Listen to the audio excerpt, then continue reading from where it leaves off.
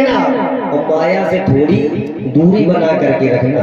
ये नहीं कहते कि माया को छोड़ ही दो, कहे परिवार वाले लोग हैं, घर वाले लोग हैं, माया से अगर बिल्कुल दूरी बना लेंगे तो जिएंगे कैसे, खाएंगे कैसे?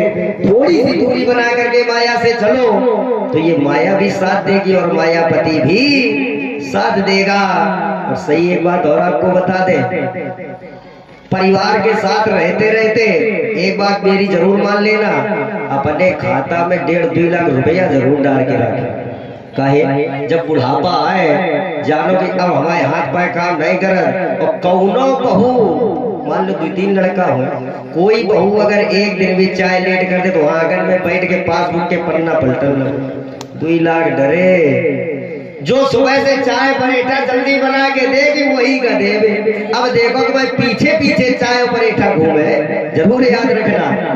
एक बार ऐसा करना भी नहीं चाहिए। एक बार एक बूढ़ी माता जी ने मन में विचार किया, लाओ कुंभ चल रहा है और कुंभ जाके तनक नहाया।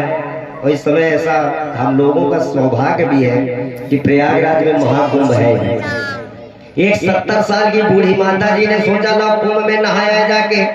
चलने के लिए तैयार हुई, लड़का नाती पाए पटकन लगे, अम्मा हमू चलबे, अम्मा हमू चलबे। दुबरिया के चलो, लड़का नाती तैयार हुए।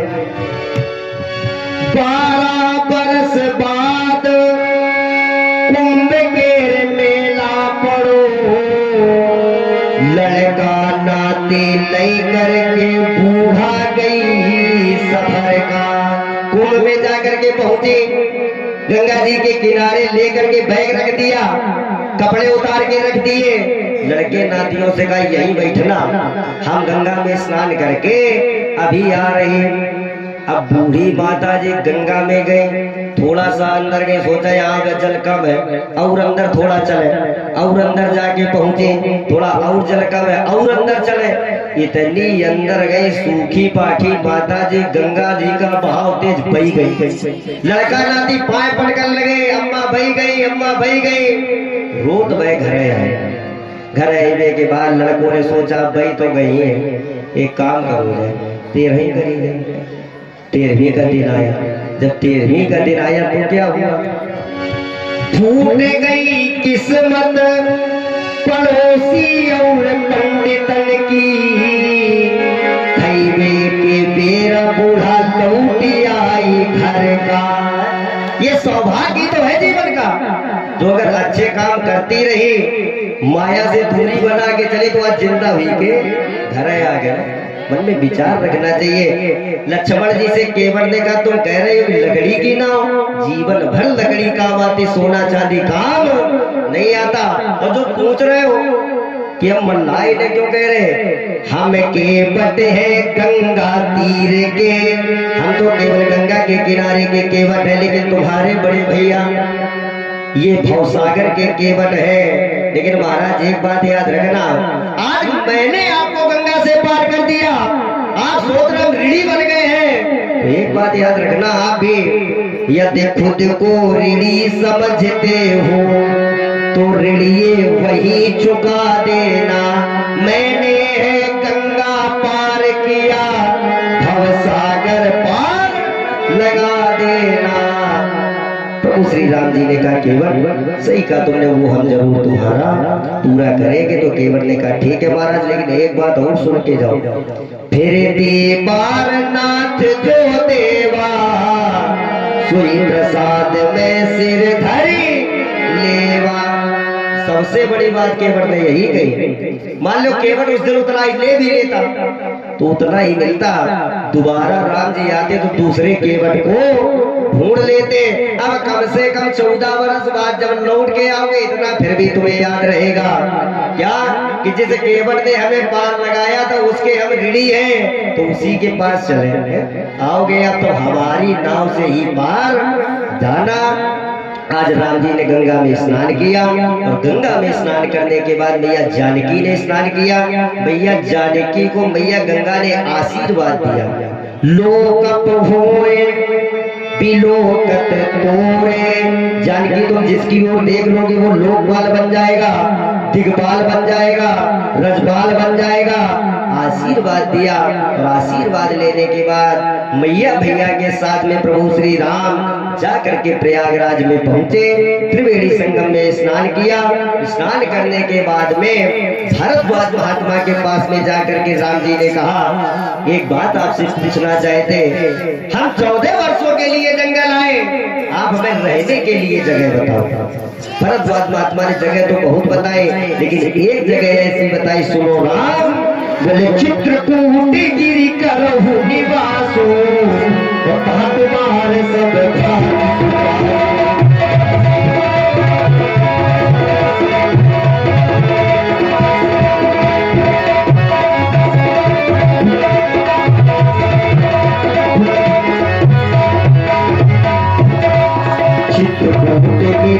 करहु निवासु, तुम्हारे सब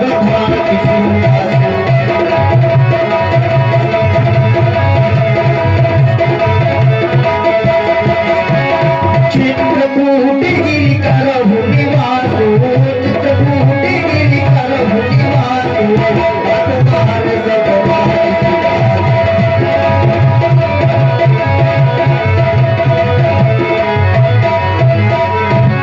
प्रभु श्री राम जी चल करके चित्रकूट में पहुंचे और उसी चित्रकूट में राम जी ने 12.5 वर्ष बिताए। अच्छा, चित्रकूट में राम जी की लीलाएं भी बहुत हुई हैं। एक दिन की बात, प्रभु श्री राम जी उसी चित्रकूट में बैठे। प्रभु श्री राम जी ने मैया जानकी को देखा और मैया जानकी को देख करके मन में विचार किया, जानकी, अरे एक दिन वो था जब तुम अयोध्या में रहती थी, तो तुम्हारे इस शरीर पर सोने के आभूषण, हीरे मोतियों के आभूषण सजे रहते थे। लेकिन जानकी, ये समय बदला और समय बदल करके आज वो समय आ गया जो तुम्हारे तन पर एक भी आभूषण नहीं है। भैया जानकी ने कहा, प्रभु एक बात पूछे, सच बताना, अगर आज ये जीवन है तो चाहे कोई की ओर आप देख करके मन में विचार करना, आपको लग रहा कि मेरे ऊपर ज्यादा दुख है, लेकिन इन संसार में जब देखोगे तो हर व्यक्ति पर कोई ना कोई दुख। सुनो महाराज कि अपना गम भूल कर कोई देखे, अपना गम भूल कर कोई देखे, हर किसी को सताए,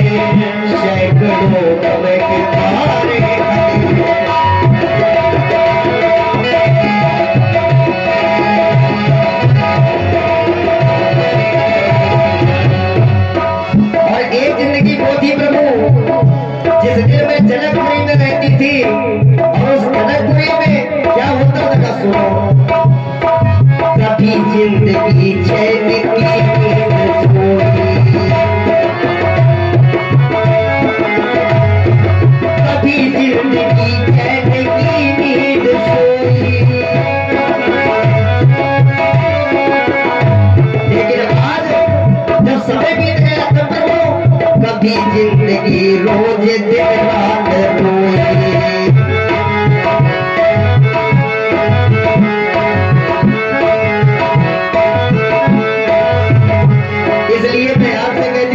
सोने की जरूरत नहीं है। क्यों? अपना गम भूल कर कोई देखे सैकड़ों के भारे पड़े।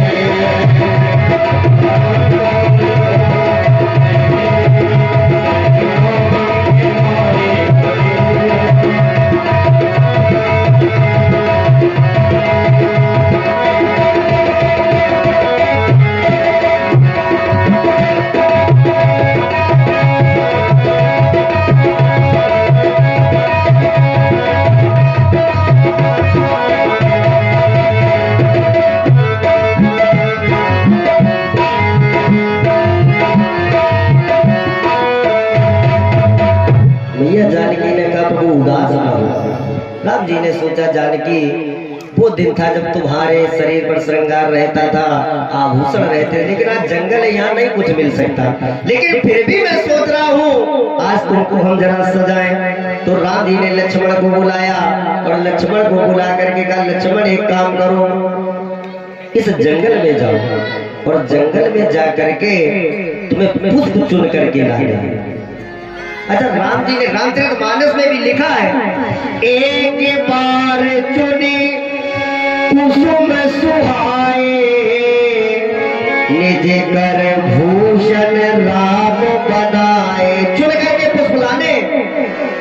अच्छा, राम जी ने चुन करके पुष्प क्यों मंगाए? पुष्प जब खिलता है, खिलने के बाद में जब वो डाली में पक जाता तो अपने आप वो डाली से टूट करके नीचे गिरता। तुम्हें लक्ष्मण जा करके यही देखना है कि कौन सा पुष्प पका हुआ है और कौन सा पुष्प अभी कली बना। चुन करके लाना। आजकल के लोगों से कोई कहे कि भूत भावन भोलेनाथ का भी देखना, आगे शिवरात्रि आ रही है और उस शिवरात्रि में जगह जगह पर रुद्राभिषेक होगी। कहा जाएगा जाओ बेलपत्री ले आओ, तो लोग पत्तियां नहीं लाते बल्कि पूरी डाल ही काट करके ले आते हैं। ऐसा नहीं करना चाहिए। लाए तो पत्तियों को लाए, पुष्पों को लाए, देख करके लाए, सुन करके लाए। बहुत से लोग ला करके डालियां डाल देते, तोड़ करके पत्तियां ही चढ़ाई जाएंगे, लेकिन वो डालियां बर्बाद हुई कि नहीं हुई? राम जी ने कहा लक्ष्मण जाओ, बोले एक बार चुनी कुसुम सुहाए,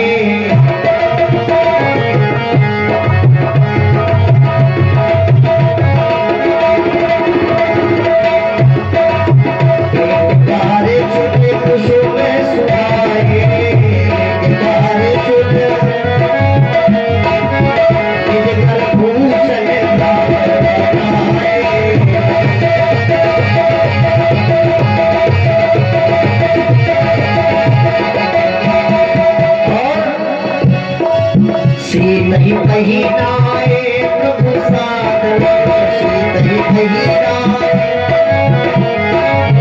बैठे फटे के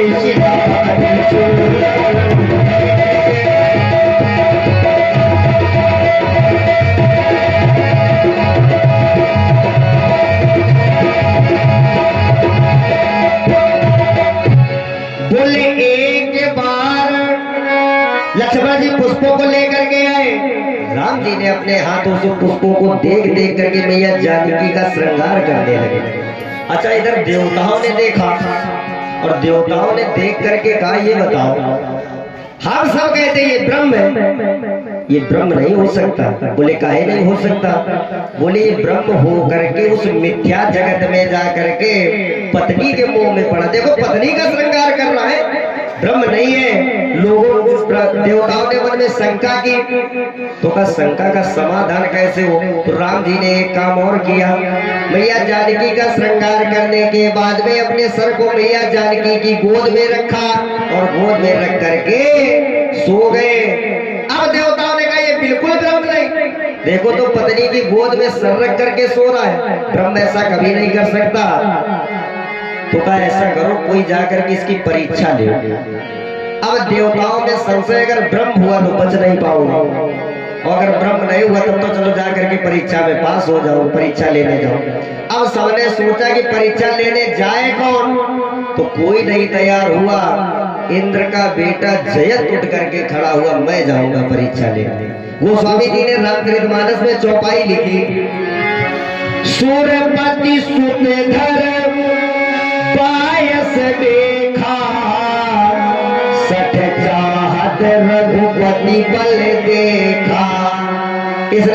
मैं जा करके परमात्मा है अगर तो परीक्षा जरूर लूंगा। सबने मना किया न जाओ। ये बोला आप जरूर जाएंगे। अच्छा, ये जब चलने के लिए तैयार हुआ इसने अपना स्वरूप बदला। स्वरूप बदलने के बाद में ये कौवा बना। लोग पूछते थे महाराज हंस का है नहीं बना, तोता का है नहीं बना, मोर का है नहीं बना, कौवे का है बना। तो ये माताएं बैठी जानती हैं, जब सुबह सुबह आपकी दीवार पर आकर के कौवा बैठ जाए, काव काव करने लगे तो क्या कहती हो? दो उड़ जाओ, आज कुछ घर में सगुन होने वाला, कोई रिश्तेदार आने वाला है। जहाँ तक कई इनके सगुन होते हैं। बिल्ली अगर बैठ करके अपनी मूंछे चाटे तो इनको सगुन। चूल्हा में अगर पोतना लगाए वो चूल्हा सफेद हो जाए तो इनका सगुन। सगुन भी इनके बहुत है। मन में विचार किया कौवा बन करके जाएंगे, परमात्मा देखेंगे जरूर, लेकिन शुभ होने के कारण हमें गलती जो हो जाएगी उसको क्षमा जरूर करेंगे। ये पहुंचा। अच्छा, गोस्वामी जी ने लिखा कोई चींटी चाहे कि मैं समुद्र के जल को अपने मुंह में रखूं और जा करके 2 किलोमीटर 3 किलोमीटर 10 किलोमीटर दूर जाके छोड़ा, ये संभव है? कभी नहीं हो सकता। तो ये कौवा बन करके चला, और जब कौवा बन करके चला तो ये पहुंचा। कागे के उड़ता हुआ मैया जानकी ने देखा, आया पंख पसार। मैया जानकी ने देखा एक काला कनूटा कौवा उड़ता हुआ आ रहा, बन देवी के चरण में चला चोचे हद मार। मैया जानकी ने देखा, देखने के बाद में भी राम जी को नहीं बताया। चाहती बता सकती थी, क्यों नहीं बताया? बोले आदि शक्ति जेहि जग उपजावा। वही मैया जानकी है जिन्होंने मन में विचार किया मैं आदि शक्ति हूँ, सारे संसार की माँ हूँ। अच्छा, मैं जब सारे संसार की माँ हूँ तो ये कौवा भी तो मेरा बेटा। अपराध भले हो गया, लेकिन कोई बेटे से अपराध हो जाए, इतनी माताएं बैठी नहीं सोचती कि मेरे बेटे को दुख मिले, मेरे बेटे को कष्ट मिले।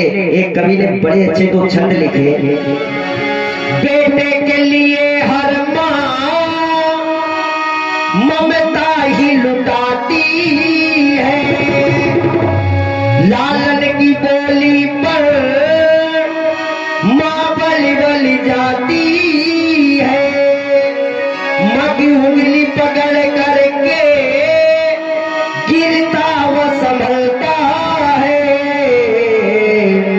वैसे मेरे मन मंदिर में तेरे नाम का दिया जलता है, वैसे मेरे मन मंदिर में तेरे नाम का दिया जलता है। और जैसे पंख बिना पंछी उड़ने को तरसता है, गिरने के डर से वह घोंसले में रहता है, वैसे मेरे मन मंदिर में तेरे नाम का दिया जलता है, वैसे मेरे मन मंदिर में तेरे नाम का दिया जलता है। अच्छा, एक भजन याद आ गया, पहले भजन गा ले ताली बजा करके, फिर कथा सुनाए आपको। सभी लोग ताली बजा के गाएं। ये अपने लिए, हमारे लिए नहीं, बल्कि अपनी अपनी माँ के लिए ताली बजा करके सभी लोग गाएंगे। तू कितनी अच्छी है, तू कितनी प्यारी है,